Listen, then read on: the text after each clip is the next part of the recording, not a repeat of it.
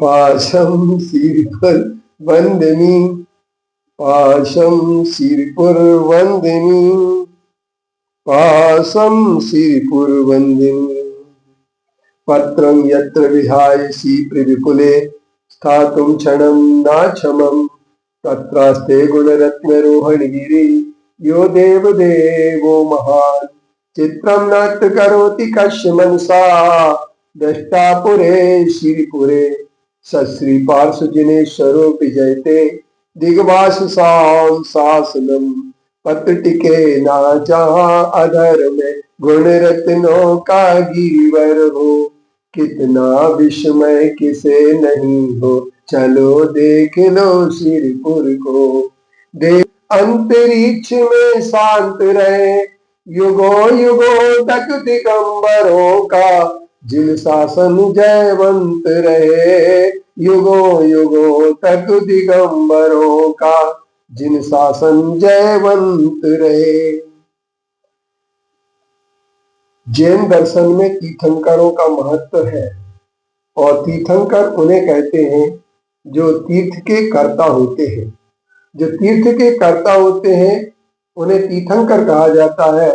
इसलिए आचार्य कुंद देव ने प्रवचन सार ग्रंथ में अपनी एक गाथा प्रस्तुत की है। एस सुरासुर मुंसिम बलिनम धोध घाई कम्मवलम पणमामि वर्तमानम तीर्थम धम्मस्य कत्तारम। धर्म तीर्थ के कर्ता को तीर्थंकर कहते हैं, लेकिन सवाल यह आता है कि तीर्थ क्या है, तीर्थ किसे कहते हैं। तो त्रिधातु में ठक प्रत्यय लग जाने से तीर्थ शब्द बनता है और तीर्थ का अर्थ होता है जो पुल, नाव या घाट, अर्थात जो हमारे लिए नाव होती है वो भी समुद्र से, संसार रूपी दुख के समुद्र से पार करा करके किनारे तक ले आती है। और किनारे घाट बनते हैं जिन घाटों का निर्माण होता है। इसी तरीके से संसार को पार करने के लिए एक घाट की जरूरत होती है, जिस घाट पर पहुंच जा करके व्यक्ति का संपूर्ण दुख समाप्त हो जाता है, त्रासदी समाप्त हो जाती है। इसी तरीके से तीर्थ पर पहुंच करके संपूर्ण अशांति समाप्त हो जाती है, उन्हें तीर्थ कहते हैं। ऐसे तीर्थंकर के तीर्थ को पुल, नदी का पुल अर्थात नाव और घाट तीनों को ही तीर्थ कहा जाता है। शुभ कर्म योग सुघाट आयो, पार हो दिन जात है, ज्ञान धर्म कर नाव बैठो, शिवपुरी कुशलात है। ये कहा गया है कि वो कहते हैं कि आप अपने इस घाट पर आ जाइए। शुभ कर्म योग सुघाट आयो अर्थात तीर्थ हमें प्राप्त हुए। उन्हीं तीर्थों में सिरपुर है, जिस सिरपुर में कल हमारे लिए अर्थात एक नई चीज मिलेगी और वह सिरपुर तीर्थ की संपूर्ण भव्यता का दर्शन कार्तिक की पूर्णिमा को होता है। वहां पर कार्तिक की पूर्णिमा पर इस वर्ष एक नया आपको रूप देखने को मिलेगा।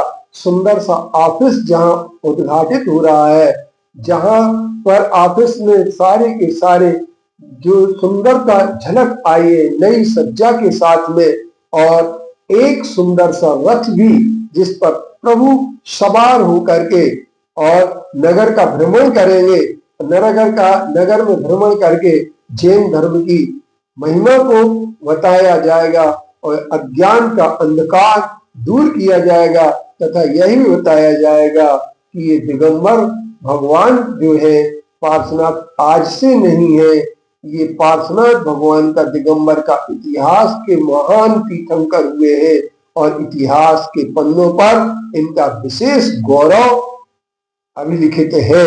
ऐसे पार्श्वनाथ भगवान के तीर्थ पर 5 नवंबर को सिरपुर में एक विशेष आपके लिए झलकियां देखने को मिलेंगी।